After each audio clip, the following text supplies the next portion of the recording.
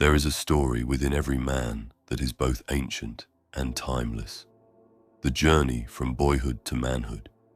It's a transition filled with challenges, self-discovery, and moments of profound change.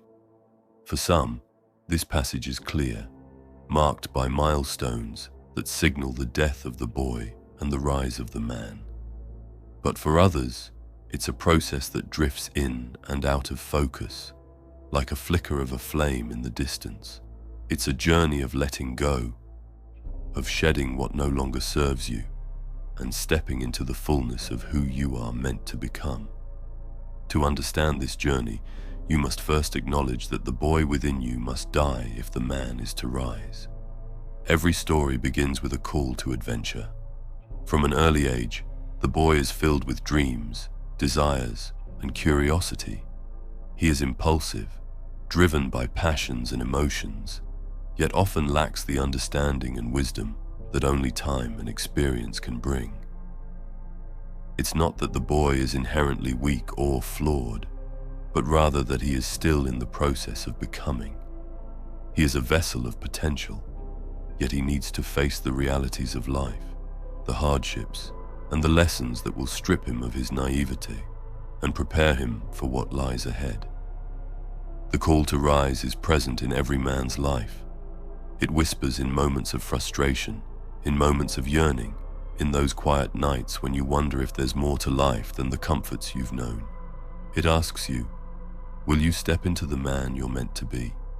And that's when the real challenge begins. The boy must die for the man to emerge. The journey from boy to man is not the same for everyone. For some, this transformation happens early. They might face difficult circumstances, challenges, or life-changing events that force them to grow up quickly.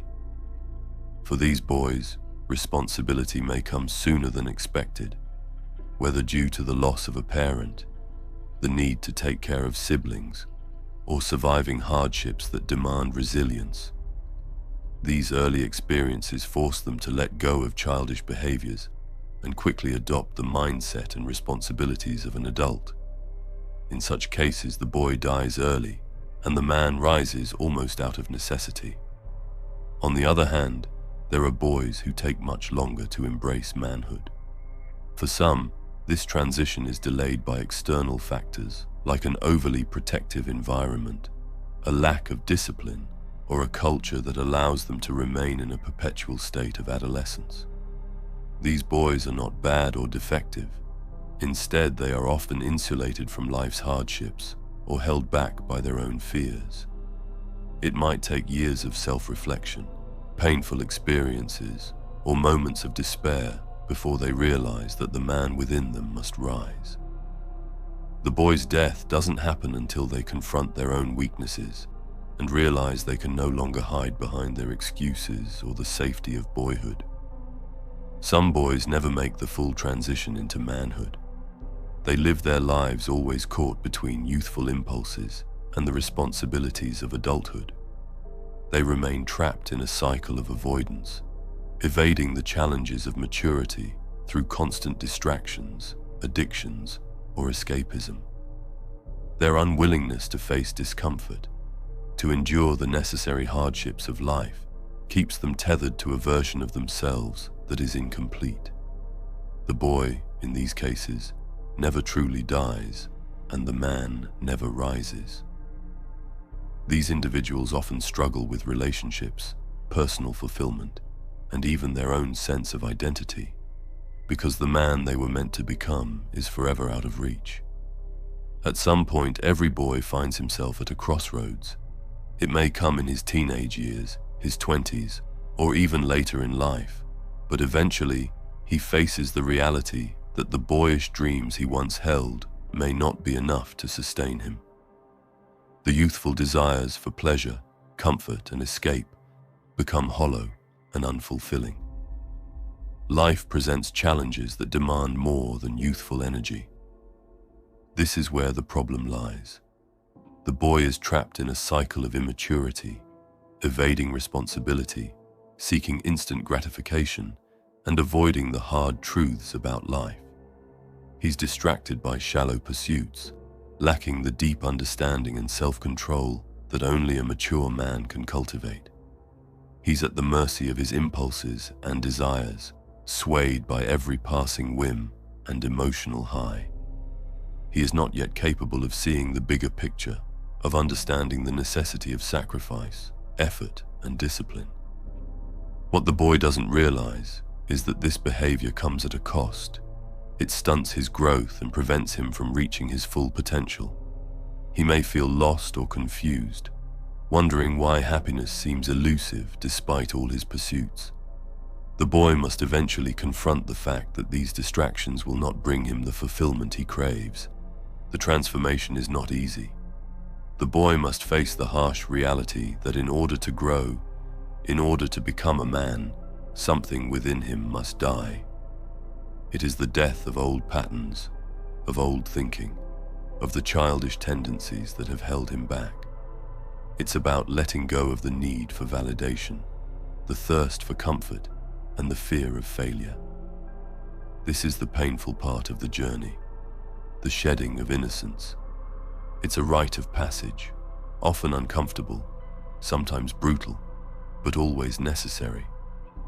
To rise as a man, you must face the part of yourself that is afraid to grow up, that resists change, that clings to safety and familiarity. The boy is not bad, but he is immature, and in order to transform, he must be willing to step out of his comfort zone and embrace the discomfort of change. For many, this transformation comes through life's trials. The loss of a job, a broken relationship, a personal failure. These are the catalysts that force the boy to look at himself in the mirror and ask, "Who am I becoming?" In those moments, the boy can no longer avoid the fact that something must change. It is in the midst of struggle that the real growth occurs. Once the boy has died, the man begins to rise. This doesn't happen overnight, nor is it a one-time event. The rise of the man is a process, a gradual unfolding, a commitment to a new way of being. It is the embracing of responsibility, the pursuit of a greater purpose, and the cultivation of discipline. The man understands that life is not about avoiding hardship, but about facing it head-on with courage and determination. He knows that true fulfillment comes not from the fleeting pleasures of youth, but from the deep satisfaction of living with integrity and purpose. The man takes responsibility for his actions, his choices, and his future. He is no longer swayed by external circumstances or by the opinions of others. He has cultivated inner strength, self-control, and a commitment to something greater than himself. But this doesn't mean that the man is perfect. Far from it. The man still faces challenges, still experiences moments of doubt and fear. However, he approaches these moments differently.